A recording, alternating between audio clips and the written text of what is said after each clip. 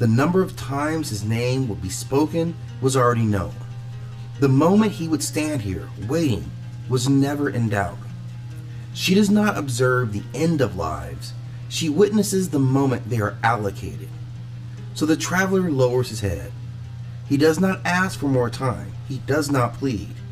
There is nothing left to say, because Manāt is not cruel. Cruelty implies choice. She is not merciful either. Mercy implies flexibility. She is final because she is precise. Manāt does not come for the living. She does not rise when death is near.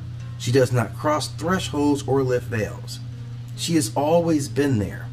When the traveler leaves the shrine, the world continues as before.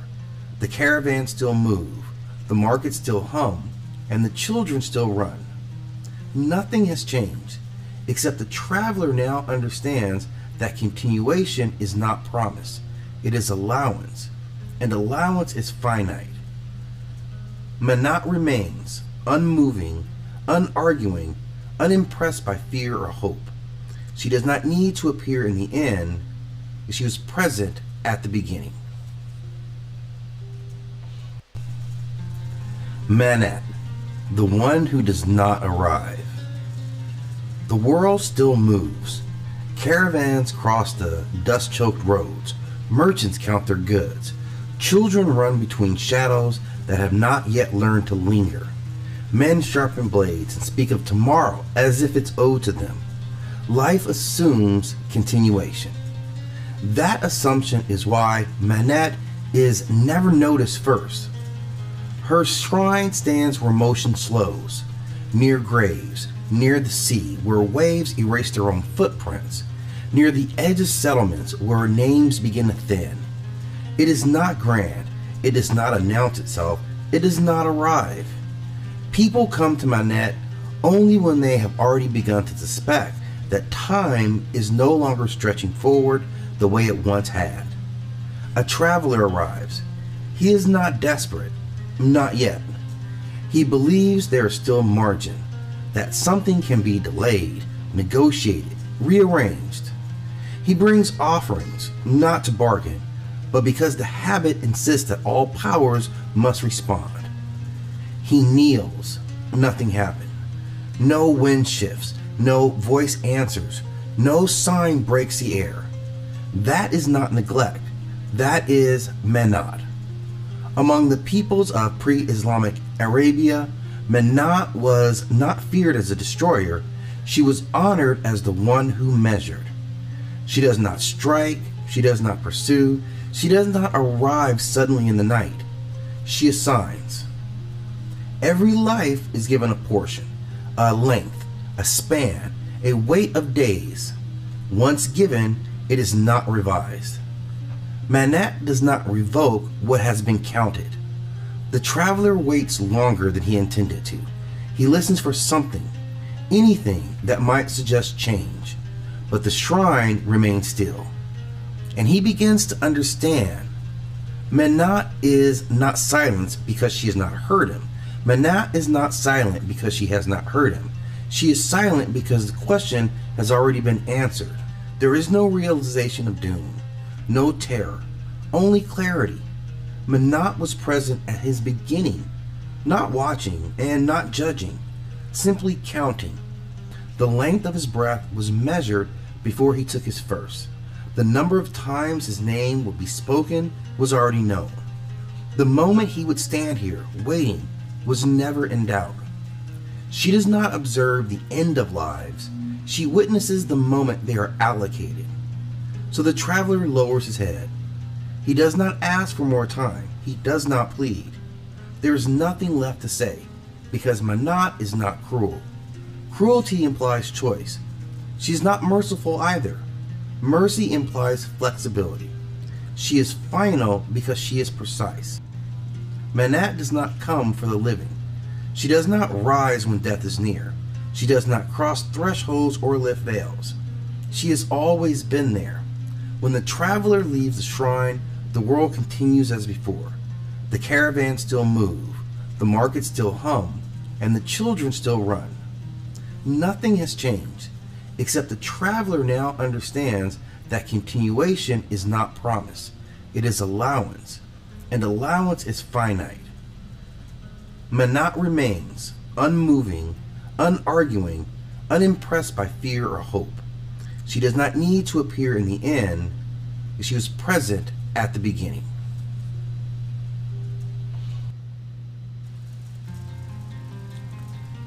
The origin of the five sons. Now this myth belongs to the Mexica people, often called the Aztecs, and these people understood time not as a straight path, but as a turning wheel. To them, the world did not begin once, nor was it destined to end only once. Creation was an act that could be repeated. Destruction was not a failure of the gods, but a condition of existence. And in this tradition, the world is sustained through balance, and balance is never permanent. When forces fall out of alignment, when power grows too rigid, when knowledge spreads beyond containment, or when the earth itself just grows weary, the age that holds the world comes to an end. What follows is not emptiness, but renewal. The Mexica called each age a sun. A sun is not only the light in the sky, it is the order by which life is arranged. It governs how people live, how the gods rule, and how the earth responds to both. Each sun carries its own laws, its own expectations, and its own failures.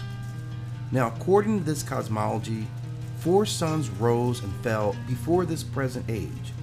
Each was shaped by a different ruling force, and each ended when the force could no longer sustain the world it had made. These endings were not sudden accidents. They were the natural conclusion of imbalance left uncorrected. Now, the passing of a sun does not mean the death of everything. Life changes form. Memory does not entirely vanish. Traces remain in the land, in the sky, and in the people who come after. And for this reason, the present world is not separate from those that came before it. It is built upon their remains. Now, the current age is known as the 5th age, the sun of movement. It endures not because it is strong, but because it is fed. Its motion is constant, its ground uncertain. Unlike the worlds before it, this sun survives only through continuous offerings, binding the fate of the gods and humanity together in a form of dependence. The 5 suns are not merely stories of the past. They explain why the earth moves, why catastrophe returns in cycles, and why stability must be earned again and again. To understand the suns is to understand that the world is not guaranteed. It is held together by effort, sacrifice, and restraint, and it can be unmade. What follows is the account of those suns, the worlds that rose, the forces that ruled them, and the ways in each one came to its own end. The first sun, the age of strength. Now in this world the earth was firm and unyielding, and the sky hung low, as if watching what walked beneath it. The people of the first sun were tall and powerful, shaped in the image of the force that ruled them. Their limbs were heavy with muscle, their voices carried far across the plains, and their heart did not know hesitation.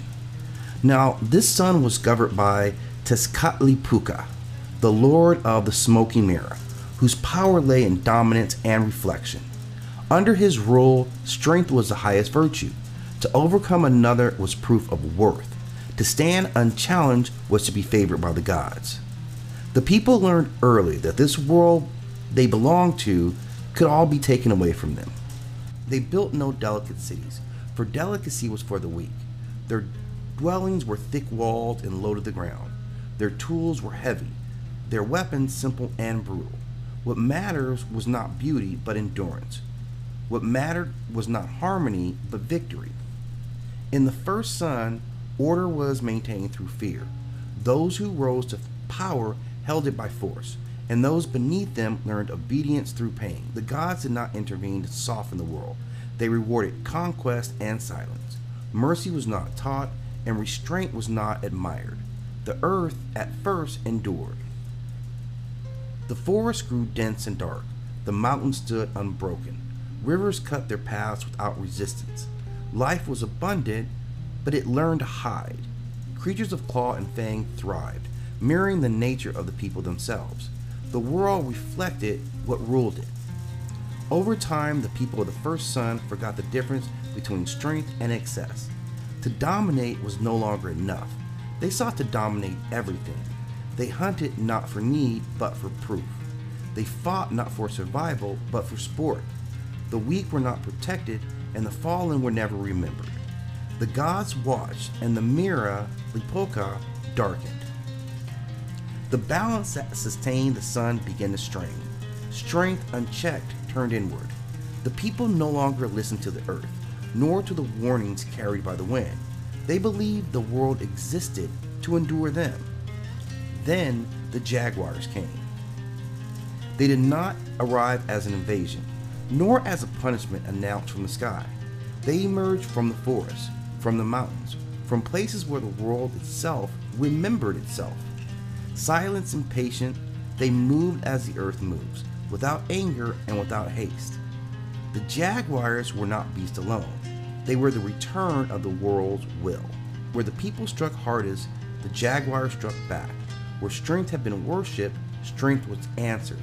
Villages fell without warning. Paths once claimed by men were reclaimed by claw and shadow. The night grew longer and the ground drank deeply. The people fought as they had always fought. They raised their weapons. They stood their ground. They believed that force could save them. It did not. For the jaguars did not tire. They did not seek glory. They did not rule. They corrected. One by one, the strong were taken. The cries of conquest gave way to silence. The earth closed over what remained. The forest thickened. The mountains stood as they had before. The sky lifted, indifferent. And so the first sun ended. Not in fire, not in blood, but in teeth and shadow. When the jaguars were through, the world was empty of those who had ruled it. Strength alone had proven insufficient to sustain creation. The earth rested, and the gods turned away from what had been made. From the remains of that age, something memory buried in muscle and bone, a warning carried forth into the next world, that strength without restraint will always devour itself.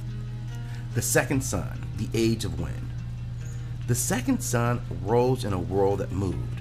Where the first sun had heavily pressed upon the earth, this new age loosened its grip. The sky lifted higher. The air grew restless. Winds crossed the lands freely, carrying seeds, voices, and memory from one place to another. The world no longer held still. This sun was governed by Quetzalcoatl, the feathered serpent, whose nature was creation, breath, and renewal. Under his guidance, life was shaped not by force, but by movement. Change was welcome. Travel was praised. To remain in one place for too long was to resist the nature of the world. The people of the second sun were lighter of body and quicker of thought. They spoke many languages, and none belonged to them for long. Names shifted with age. Borders were not fixed. Knowledge passed easily from one mind to another, carried on like the wind with pollen. They learned to read the sky. Clouds were signals, breezes were messages. The movement of birds revealed paths yet unseen. The people followed these currents, settling briefly before moving on. Their dwellings were temporary, their cities flexible. Nothing was built to last forever because nothing was meant to. In this age, the gods did not rule through fear. They ruled through inspiration. The people were encouraged to learn, to question, and to seek beyond the horizon. Songs traveled farther than armies ever had. Ideas crossed distances faster than any foot could carry them, and for a time the balance held. But movement left unchecked does not rest.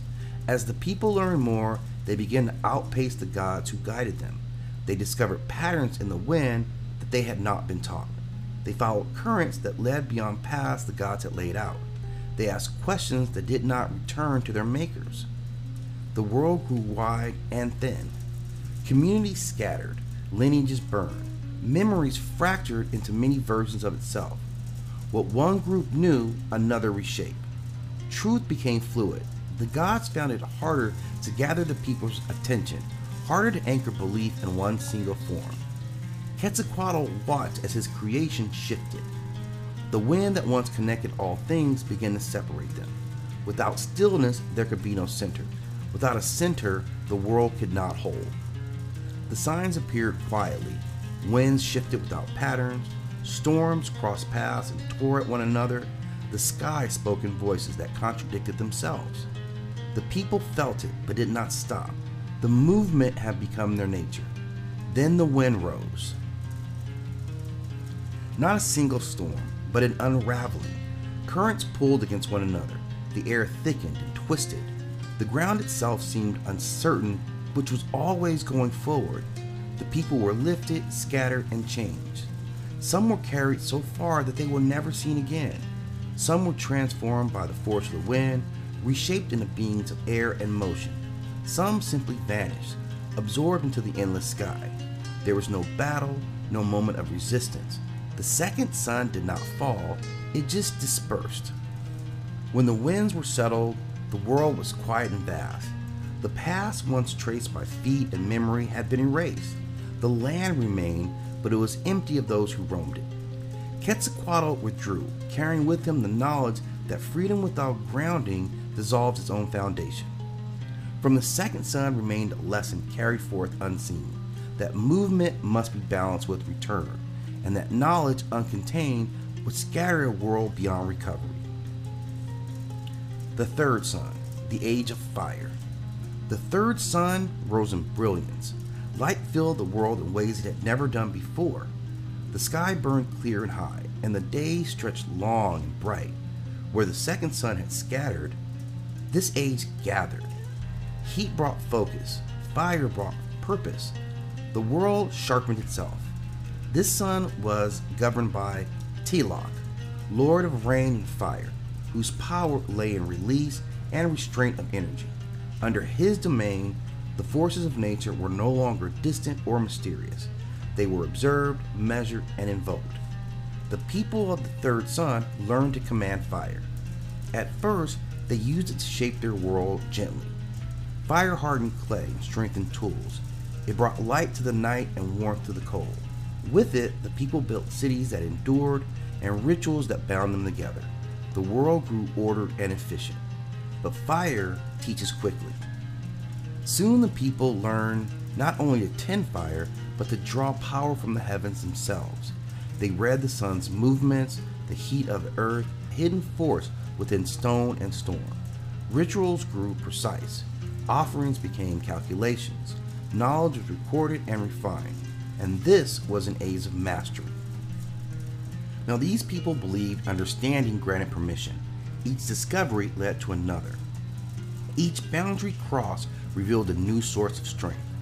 The gods watched as people reached, pulling energy into forms it was never intended to last. The world glowed. Cities shone against the horizon, alive with light even after the sun had set. The night no longer belonged to the stars. Fire had claimed it.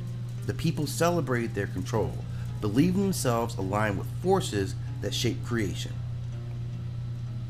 But fire does not forget its own nature. As power accumulated, restraint diminished. What began as harmony shifted towards excess. Rituals demanded greater energy. Structures required constant feeding. The people no longer asked whether something should be done, only whether it could be, and the earth began to strain. The skies darkened with heat. The air grew heavy. Rain fell unevenly, either absent or overwhelming. The signs were visible, but dismissed. The third sun had taught people to trust in power, and power had not yet failed them. Then fire returned from above. The sky opened, and the flame fell upon the world like judgment without voice. Not a single blaze, but many. Burning rain that struck cities and fields alike. The structures that had drawn so much energy became conduits for destruction. Stone cracked. Metal warped. The light that had once illuminated the night consumed it instead. The people fled, but there was no refuge. Fire traveled faster than thought. What had been mastered now ruled. The world burned with force it had been taught to release. There was no correction, only consumption. When the flames at last faded, the land was blackened and silent. The cities were reduced to ash. The knowledge that had once seemed eternal had vanished like smoke. The third sun ended in brightness too intense to endure. From its ruin remained a warning carried into the next age, that power without restraint accelerates its own end, and that mastery mistaken for wisdom invites destruction from the very forces it commands. The fourth sun, the age of water. The fourth sun rose into a world that mourned. After the burning of the third world, the earth cooled and softened. Ash settled in the soil, scars filled with water, the sky diminished, and the clouds gathered low, holding their weight. This was an age shaped not by conquest or mastery, but by memory. This sun was governed by Ka-Chi-Ut-Li-Kwan, she of the jade skirt, whose power lay in water both life-giving and sorrowful. Under her influence, the world learned to feel again. Rivers widened, lakes deepened, rain returned in steady rhythm. Life emerged cautiously, nurtured by gentle forces. The people of the first sun were bound together by kinship and care. They lived close to the water, listening to its movements and honoring its patience. Stories were preserved. Loss was remembered. The pain of earlier worlds was not hidden, but carried forward. This was an age of deep connection. Communities gathered not for strength or expansion, but for belonging. The people learned to read each other's faces, to sense sorrow before it was spoken.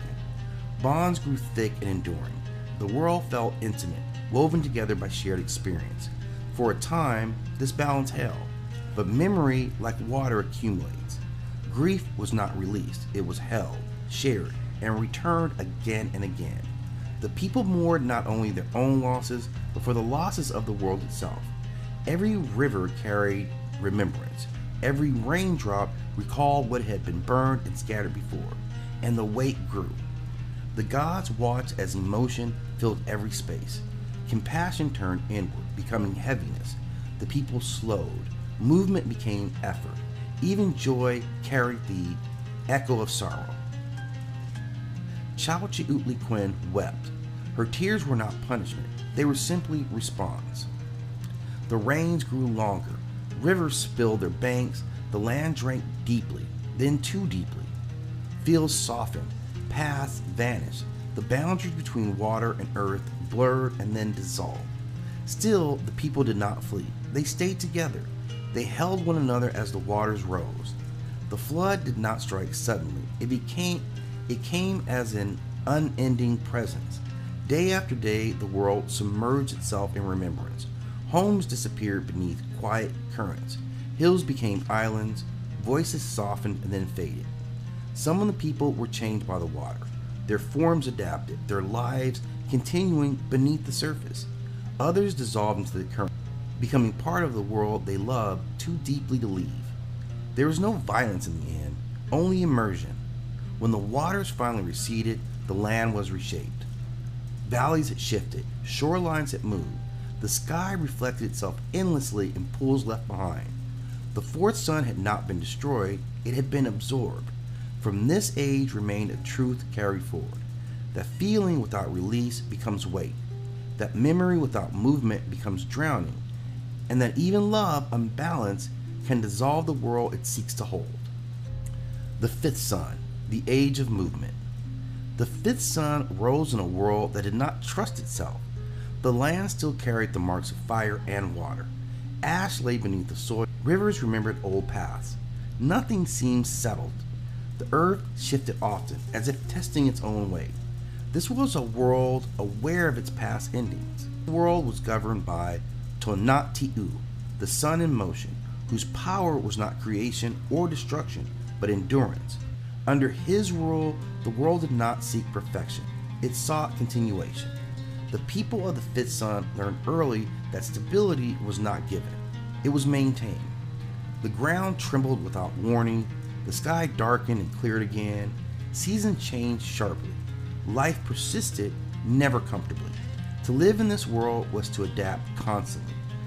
From this awareness arose ritual. The people observed the movement of the sun across the sky and understand that it did not travel freely. Each day was an effort. Each rising required energy.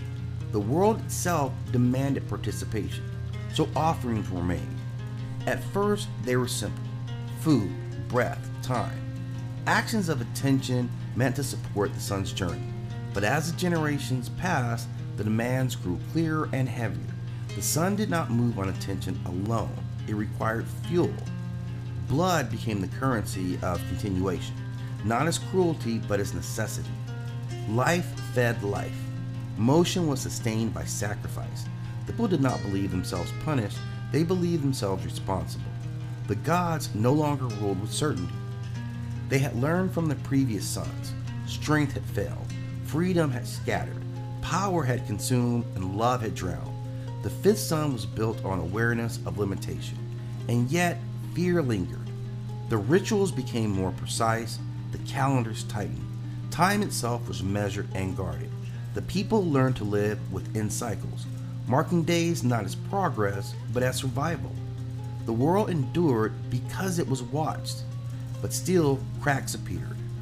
Earthquakes shook cities without warning. The ground opened and closed like a living thing. The people understood these signs not as anger, but as strain. Movement, unceasing, wore the world thin. The fifth sun did not promise an end. It promised continuation until it cannot continue. Its fate is not sealed by a single force, but by imbalance return. This sun teaches that survival demands participation, that motion requires cost, and that the world remains only as long as its people live beneath it, knowing what came before them. They build, they remember, they offer. And the sun continues its path across the sky, not because it is eternal, but because it is not yet stopped. Reflection of the suns. The five suns are not remembered as separate worlds, they are layered. Each age left its trace upon the earth and within those who follow. Strength hardened bone, wind loosened thought, fire sharpened desire, water deepened feeling, movement taught endurance. Nothing was entirely lost. The present world stands on the remains of those that came before it. The land remembers, the sky remembers, even the body remembers, though it no longer knows why. The five suns reveal that creation is not a single act, but a condition repeatedly tested. Each world rose according to a ruling force, and each fell when that force exceeded its place. Balance was never permanent, it had to be held, corrected, and restored again and again. The gods learned this slowly. They learned that power alone could not sustain a world, that freedom without return dissolved its center, that mastery burned itself hollow, that love without release submerged all things, and that survival demanded participation from all who live beneath the sky. The fifth sun endures because it remembers the failures of the others. Yet remembrance is not immunity. The earth still moves. The sun still strains across its path. The rituals continue, not because they are sacred, but because they are necessary. The world does not persist by promise or destiny. It persists by effort. And this is the knowledge carried by the five suns. That no world is guaranteed. That stability is temporary. That continuation requires restraint. The cycle does not threaten. It instructs. As long as balance is held, the suns remain. When it is not, the world will change again. Not as punishment, not as judgment, but as it always has been.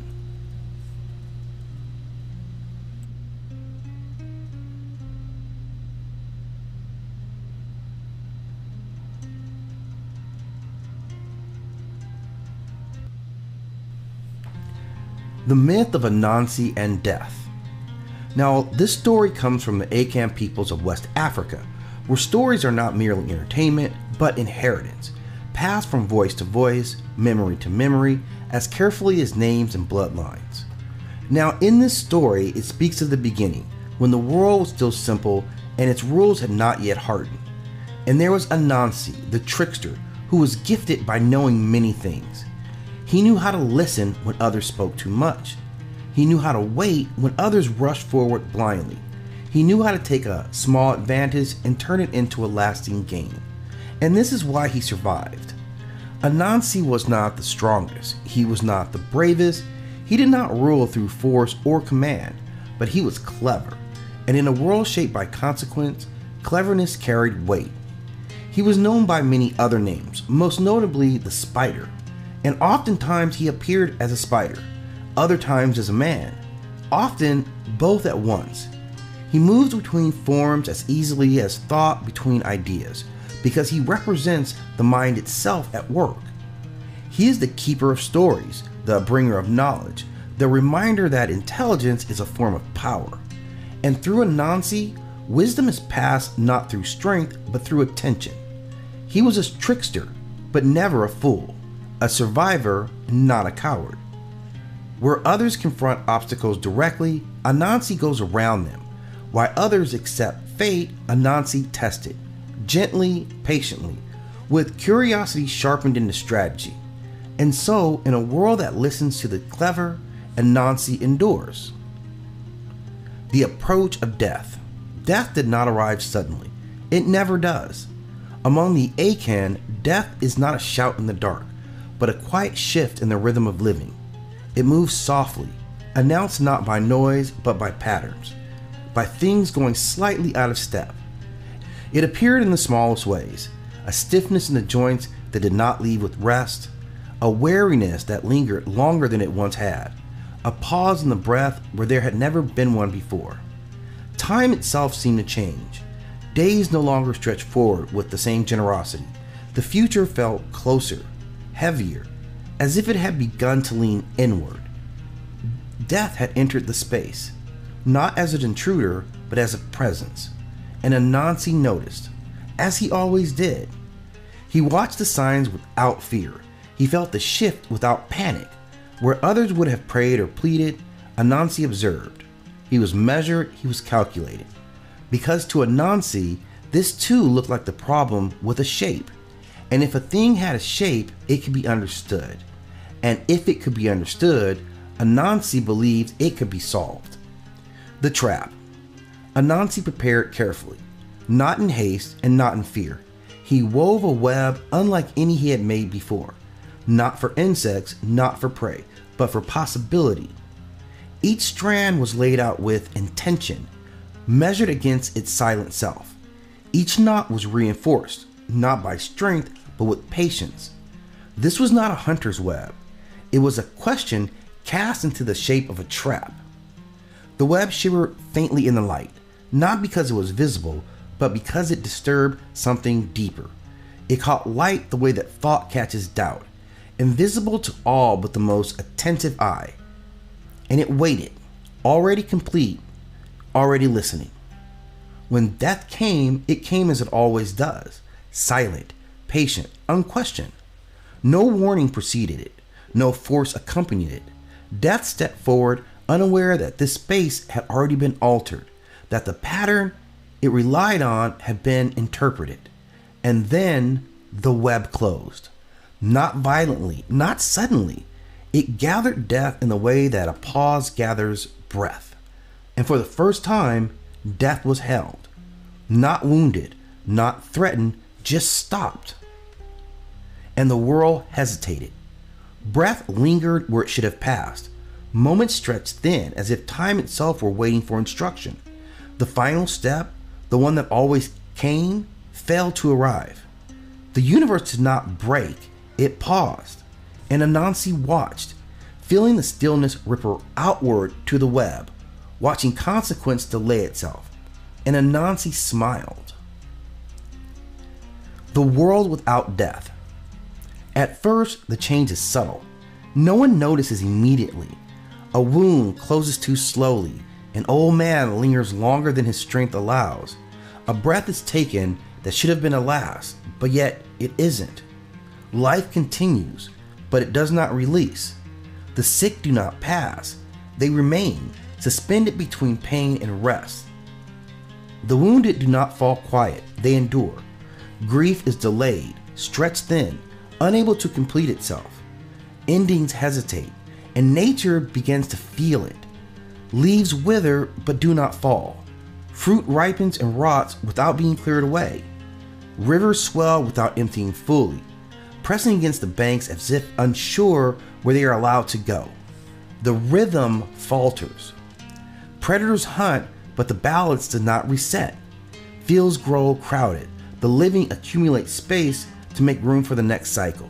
Life without death becomes heavy, and still The pause continues. Time does not stop, it thickens. Days blur together, moments refuse to separate cleanly.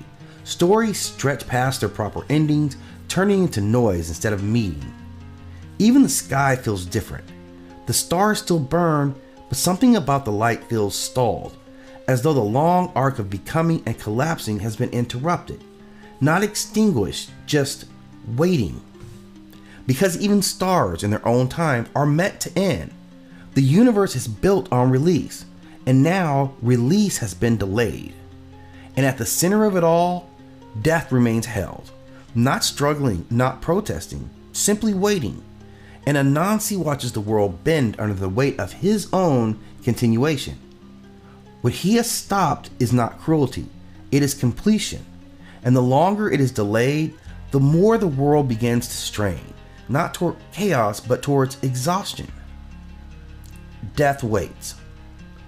Death does not struggle against the web. It does not pull, it does not thrash, it does not demand release. Death simply waits, because death has never needed urgency. From the cosmic view, death understands something that the living have forgotten, that everything that begins is already leaning towards its end. Mountains know this, rivers know this, stars know this, burning for ages only to release themselves back into the darkness one day. Death is not surprised by the delay. Delay is temporary. Duration is not. If death could be said to have a form, it is not sharp or monstrous. It would not be adorned with terror. It would be still. It will be balanced. It will be complete in itself. Beautiful not because of its kind, beautiful because it is final. Terrible not because it is cruel, but because it does not change its mind. Those who sense death do not see a figure. They feel a setting, a certainty, a quiet understanding that nothing here is meant to be held forever. This is what death looks like. And so it waits within Anansi's web, unbothered, untouched by impatience. It does not fear cleverness because cleverness depends on time, and time belongs to death. The web may hold it, but time is already working on the web, and death knows this as well. Anansi's first doubt. At first, Anansi feels satisfaction. The web holds, death remains still, and the world continues. But cleverness is a habit of watching, and Anansi does not stop watching. He notices small things. A woman who should have wept but cannot because the one she waits for has not left. A hunter whose wound never closes enough to heal, yet never opens enough to end. Voices that linger too long in rooms that should have been emptied. Life is still present, but it is crowded. Anansi feels it in the air. The world has grown heavier, thicker, as though it's holding too much breath at once. Movements continue, but without effort. Effort accumulates without release. This is not what is intended. He had imagined silence, perhaps, stillness, a pause that would prove his cleverness was once again sufficient. Instead, he sees strain. Nature falters in ways that cannot be laughed away. Trees remain standing long after they should have fallen, hollowed from within. Creatures go thin, not from lack of food, but from lack of balance. The rhythm that once reset itself now stumbles forward unevenly. And Anansi watches the sky. The sun rises, the sun sets. But something about this passage feels wrong, as though the world is repeating itself without learning anything new. And for the first time, Anansi hesitates. Not because he fears death, but because he begins to sense what death does. He understands now that death is not the enemy holding the world back. It is the weight keeping the scale level. And by lifting it, Anansi has not freed the world, he has unbalanced it. The web still holds, but Anansi feels something unfamiliar tightening in his chest. Not fear, not guilt, but the awareness that cleverness has limits that it cannot negotiate with. And this is the first time that Anansi wonders whether some problems are not meant to be solved. The release. One day Anansi stood before the web and felt tired. Not defeated, not frightened, just tired. The web still held. Every strand remained tight, every knot precise. Cleverness had not failed him. The trap was still perfect. But Anansi no longer felt victorious. He stood there longer than he had meant to, studying the web as though seeing it for the first time, not as a triumph but as a weight. The world behind him pressed on, crowded and strained. Life continued, but without ease, without release. And Anansi understood then what death had always known. You cannot outrun time. You cannot trick duration. You can only postpone the moment when cleverness stops working. The realization did not arrive as despair, it arrived as clarity. Anansi reached out. The strand he touched was thin, delicate, almost beautiful in its precision. It resisted slightly under his fingers, humming with tension of everything it had been holding back. But when he cut it, the sound was soft, a single thread giving away, then another. The web does not collapse violently. It loosened, it relaxed, it released itself as though it had been waiting for permission to stop holding the universe in place. And death stepped out freely. Not dramatically, not triumphantly, it simply resumed motion. The air shifted, the pressure lifted. Somewhere far away, a breath completed itself. A story found its ending. The rhythm of the world eased back into alignment. Death did not look angry. If it looked at Anansi at all, it was with recognition, not judgment or even satisfaction, but with certainty. The work had returned, and Anansi knew there was no running now, no weaving to do. The path that had been paused had resumed, and he was already standing on it. So Anansi followed, not drag, not chase. He followed because following was no longer avoidance, it was arrival itself. Each step felt lighter than the last. The world began to loosen its grip. Cleverness fell silent, not defeated, but finished. Where death led, Anansi went, not to punishment and not to reward, but to whatever waits when the story is finally agreed to end. Why Anansi does not win. Anansi does not fail because he's foolish. He failed because cleverness can only delay what patience will eventually reclaim. Death does not need to rush. Death does not need to fight. It only needs time, and time always arrives. Anansi teaches that intelligence is powerful but not infinite. You may delay the end. You may bind it briefly. You may even smile while you're doing it. But the web will loosen, the hands will tire, and death, when released, will not hurry, because it never had to.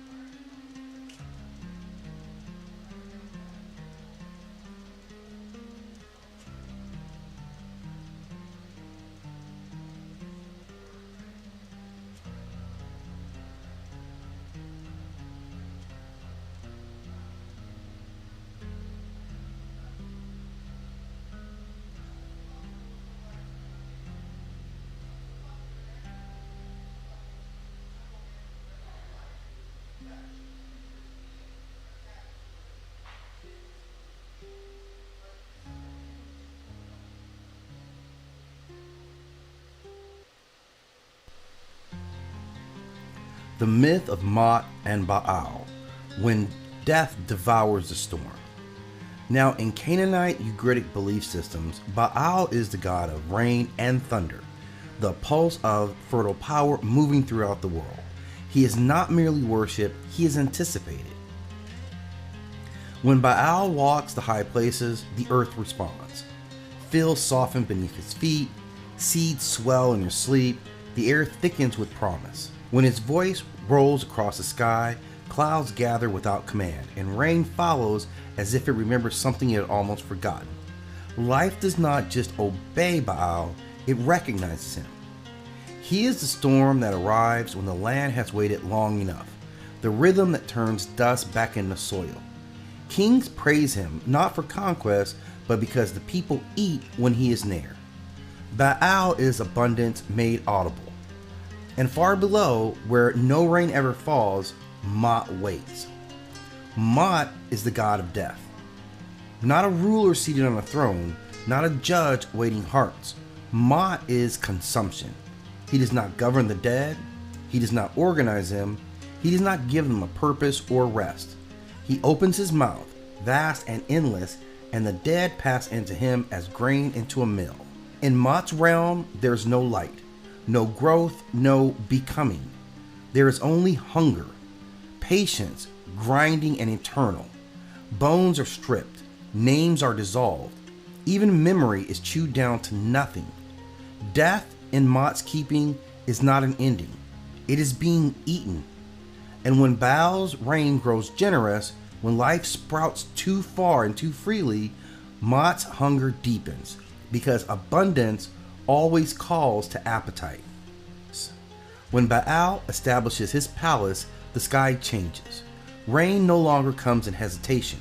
It falls freely, generously, as if the heavens themselves have been persuaded to trust the earth again. Thunder rolls not as a warning, but as reassurance, and the land drinks deeply. Crops grow heavy with grain, vines sag under their own abundance, rivers swell past their banks, no longer cautious, no longer restrained. And life spreads outward, unchecked, not because Baal demands it, but because nothing stops it. And far below, where no water ever reaches, Manāt begins to stir. He feels the weight of growth pressing against the boundaries of the world. He senses abundance piling upon itself, unconsumed, unbroken. Hunger is not emotion for Manāt, it is response. Excess must be eaten. Silence must answer noise. From the dry depths beneath the roots of the world, Manāt notices rain, and he speaks. Not with anger, not with envy, but in clarity. A message rises from below, not a threat, not a challenge, but a summons older than the argument. Come down, Manāt says, descend into my mouth. Let me swallow you as all things are swallowed. And this was no insult. This was not triumph. This was merely inevitability. Baal hears the call and does not laugh. He does not strike the sky with thunder. He does not gather the clouds into weapons. He only understands. Life has grown loud. Life has grown full. And death is now hungry. The descent. And so now Baal descends into the realm of Manāt. Not through a gate, not through a door, but through a withholding of the world. The sky above him thins. The air loses weight. The sound of thunder fades. Not suddenly, but as if it were being pulled away, strand by strand. Color drains from the horizon. What was once distant becomes depth. This is not another land. It is beneath land. Baal passes below roots, below stone, below the memory of water. The ground grows dry, then brittle, then empty of all scent and softness. Here, nothing waits to grow again. This is Manāt's domain. It is not fire, it is not shadow. It is absence made vast. The air tastes of dust and old endings. The ground does not echo footsteps because nothing has ever lingered long enough to leave a sound behind. This is a place where time does not move forward, it only finishes. And Manāt is there. He is not shaped like a king. He does not sit upon a throne. Manāt is hunger given form. His body is wide and endless. His mouth a darkness without edge or bottom. His throat is a narrowing of all things. Within him are the remains of gods and men alike, ground down, undistinguishable, unfinished meals of eternity. He does not glare at Baal. He does not rise. He simply opens. There is no battle at this threshold. No thunder breaks aside. No lightning dares follow Baal here. Manāt does not need to overpower. He only needs to receive it. Baal steps forward, and Manāt closes, and Baal is thus consumed. And above, the world responds. Rain stops. Clouds thin and scatter like breath in cold air. Rivers shrink back to their banks. Then further still. The soil hardens. Fields crack open, not in protest, but in quiet failure. The land does not scream. Without Baal, life does not collapse violently. It begins to shrink. Leaves curl inward. Seeds sleep and do not wake. What once reached outward now pulls back, conserving what little warmth remains. Life does not rage against death. It simply waits. And now we have life without rain. Time passes, not as moments counted, but as absence accumulating. The gods wait, watching the sky for signs that do not. Clouds gather out of habit, then thin and disappear.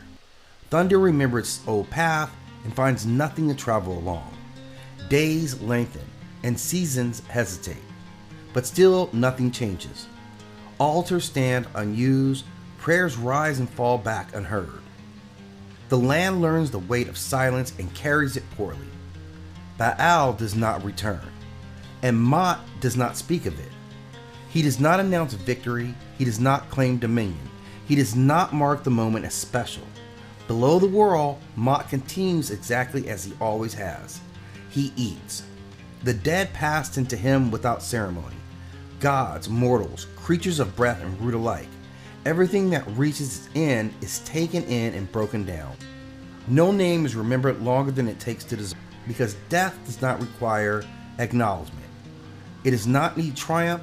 It does not need witness. It only needs consumption. And so the world above learns something it did not know, that life can disappear without being noticed. But the thing that consumes it,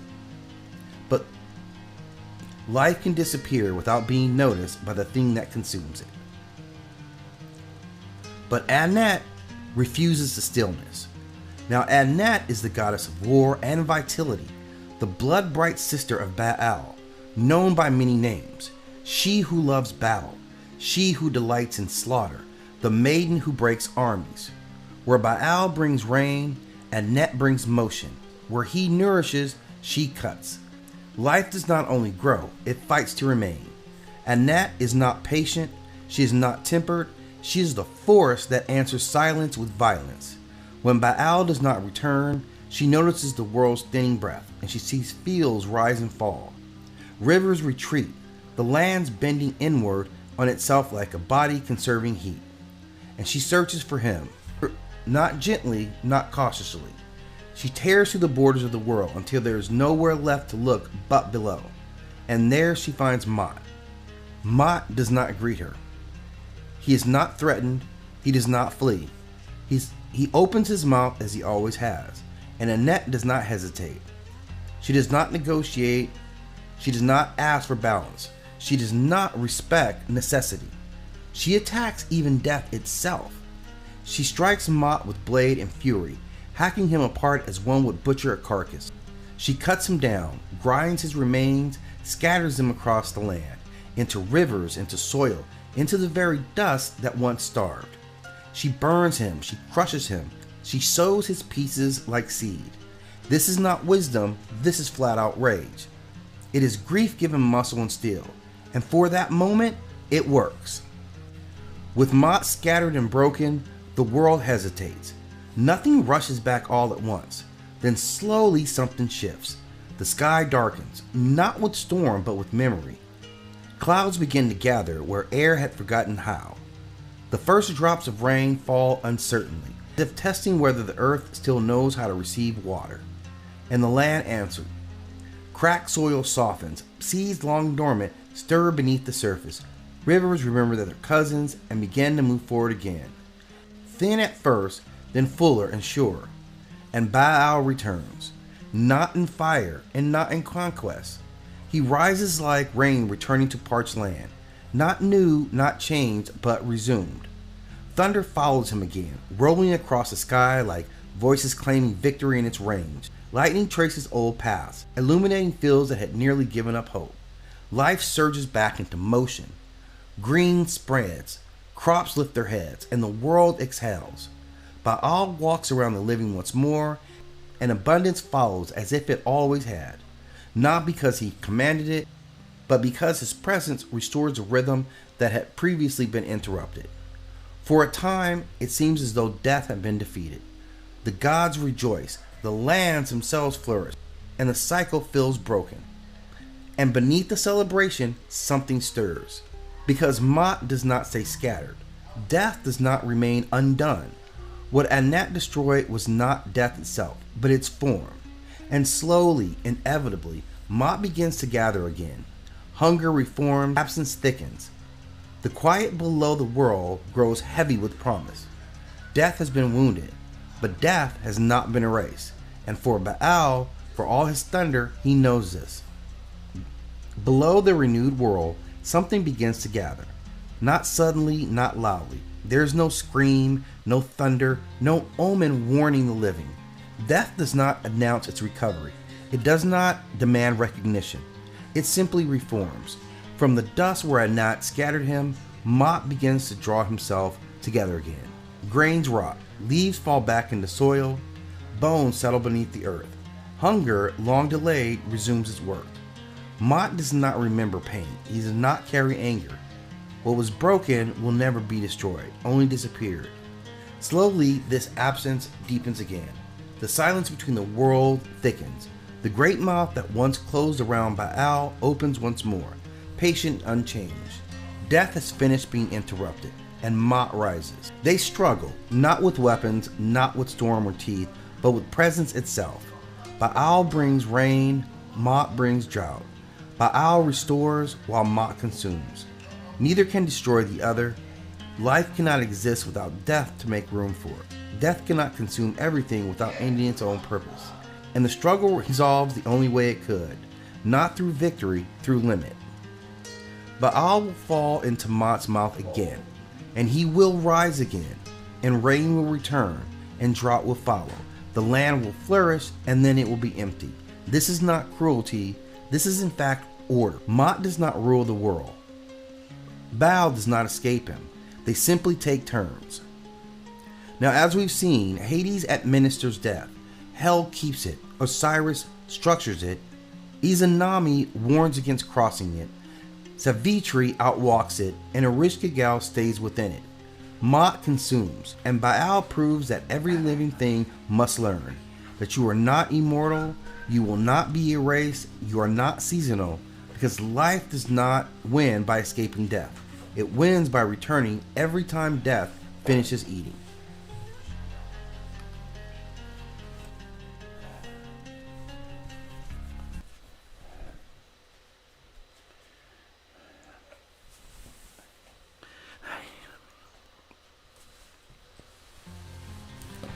Hades, the god who never lied. Now, Hades is not feared because he is cruel. He is feared because he is honest. While all the other gods bargain, seduce, disguise, deceive, Hades does none of this. He does not appear in disguise. He does not test mortals. He does not pretend to be merciful, nor does he threaten punishment to inspire obedience. He simply administers death. There is no spectacle in his realm. No fires or brimstone, no screaming choirs of the damned. The underworld is not a torture chamber. It's a bureaucracy of eternity. Souls arrive, they are processed, and they are placed where they belong. Not where they want to be, not where they hope to be, where they truly and actually belong. And Hades does not lie because lies require desire.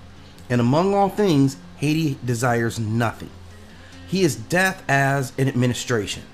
Now, in Greek myth, chaos is not death. It is unchanged life.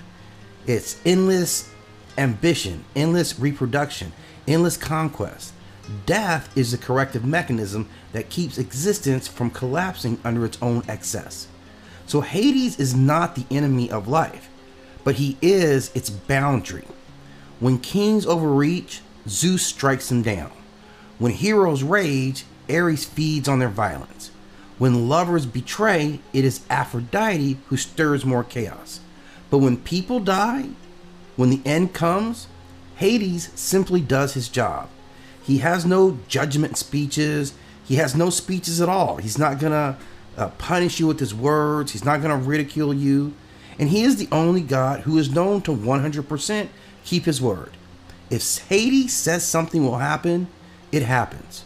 When Orpheus descends into the underworld to retrieve Eurydice, Hades does not trick him. He gives him a single condition. Do not look back. No hidden clauses, no divine wordplay. Orpheus fails not because Hades lies, but because humans cannot resist doubt. That was his downfall. The tragedy is not Hades' cruelty, it is Orpheus' inability to trust certainty. Hades never breaks the rules. He is the rules. Now, why the gods fear him? Now, the Olympians rule through personality. It's ego, emotion, alliances. Hades rules through finality. Zeus can be overthrown. Poseidon can be defied. Hera can be appeased. Even war can be avoided. Death cannot. Hades does not need worshippers. He does not need temples. He does not need praise. Every god eventually answers to him, although quietly. Now, Persephone is the only compromise that we see, and this is the one story people cling to as evidence of Hades' villainy, the story of his wife. This is not a story of abuse. It is a story of cosmic balance. Hades does not kidnap her in secret. He asks Zeus for permission. He follows protocol of their world and their time. The seasons change not because Hades is cruel, but because death must share time with life. Persephone becomes queen not by force, but by eating the seed, by accepting the role. And even love in the underworld is contractual. And Hades is vastly misunderstood. Humans prefer lies that feel good over truths that feel cold. They would rather believe in punishment than accept this as maintenance. Hades does not judge you. He does not care if you are famous, rich, or loved. He only ensures that nothing overstays its welcome. In a universe ruled by ego, he is the only god who operates without one. Hades is not evil. Hades is necessary. And that is why he will never be loved in the way that the others are. Because love wants exceptions, and death does not accept those. The myth of Izanami and why death must remain unseen. Now, Izanami does not rule the dead because she chose to. She rules because love followed her where it should not have gone. In Japanese myth, death is not evil. It is contamination, a state that spreads where boundaries have been violated. Izanami is not terrifying because she dies. She's terrifying because she's looked at after death. Izanami and Izanagi create the world together. The land, the sea, the gods, and creation itself is intimate, cooperative, and sacred. So this is not a domination myth. This is a partnership. And then Izanami dies, giving birth to fire. It is painful, it is messy, and it feels wrong, as we watch creation claim its very first prize. But then we see love that refuses to let go, because Izanagi cannot accept her death. And this is the first mistake. So he descends into Yomo, the underworld, not to conquer, not to rescue the world, but to bring his wife back to life. This is not noble. It is selfish. He wants continuity where none is allowed. Izanami tells him not to look at her, not as a test, but simply as mercy. And then there comes the look that breaks all reality, because Izanagi looks anyway. What he sees is not a monster in the cinematic sense, but what he sees is rot, decay, This is the truth of what death does to the body when life has left it. The horror is not Izanami's form. The horror is that love demanded to see it, and in that moment, intimacy becomes violation. Izanami does not chase Izanagi out of rage alone. She chases him because he has broken the rule that keeps the worlds apart. Death must remain unseen because once you see it, you cannot unsee the effects of death. You cannot romanticize it. You cannot pretend love makes it safe. Izanami becomes death not out of malice, but out of necessity. And this is why Izanami must be sealed away. When Izanagi escapes, he seals Yami behind a boulder. This is not abandonment. It is truly containment. The living cannot coexist with unveiled death. Izanami promises to take 1,000 lives a day. Izanagi answers that he will create 1,500 more. It is not victory, it is called equilibrium. Life and death are no longer lovers. They are opposing processes. Hades teaches us that death is inevitable. Hell teaches us that death is final. Osiris teaches us that death continues. Izanami teaches us something much harder. Death is not meant to be witnessed up close by those who still love, because love will try to bring it back, and death will answer by spreading. Sometimes the most loving thing you can do is not look back.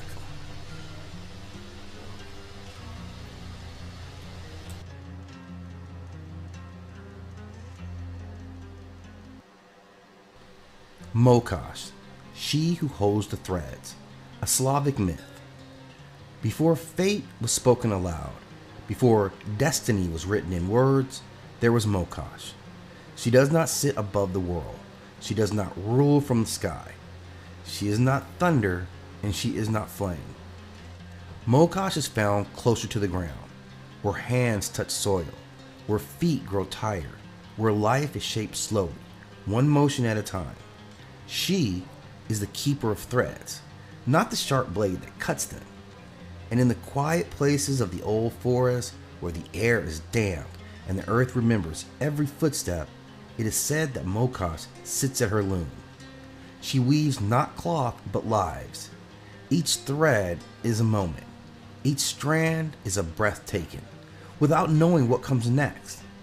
Each knot is a choice remembered, not judged, not corrected, only placed. Here nothing is rushed. Nothing is wasted. Mokash does not punish. She does not reward either. She does not pull the thread tight or let it fall loose without reason. She simply records. When people sleep, she works. When villages grow quiet and fires burn low, her loom continues its steady rhythm, a sound too soft to wake the mind, but strong enough to hold a world together. When hands spin wool or flax, they echo her labor. When fingers learn the motion of weaving, they remember something older than language. Mokash teaches that fate is not a sudden fall, but a slow gathering. What is repeated becomes strong. What is neglected grows thin. What is pulled too hard will fray, and what is held too tightly will lose its shape. She governs patience, because patience is the shape of endurance. In old Slavic lands, Mokash was honored not with towering temples, but with care, with clean floors, with honest work, with the steady keeping of promises that no one else could see. She was honored in the quiet dignity of daily life, in spinning and mending, in the acceptance that not all things can be hurried into being.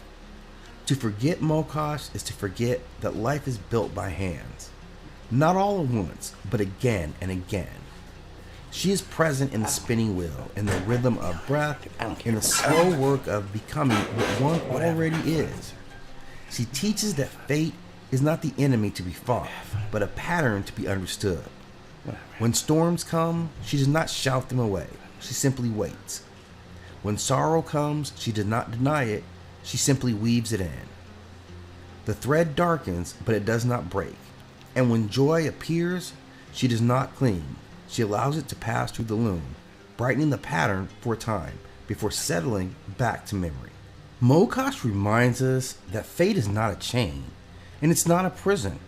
It is a fabric, strong enough to hold, soft enough to move, shaped by every motion made in silence. As night deepens, as the world grows slower, the loom does not stop. Thread by thread, moment by moment, she continues her work, not to control, not to command, but to hold. And in that holding, all things are allowed to rest.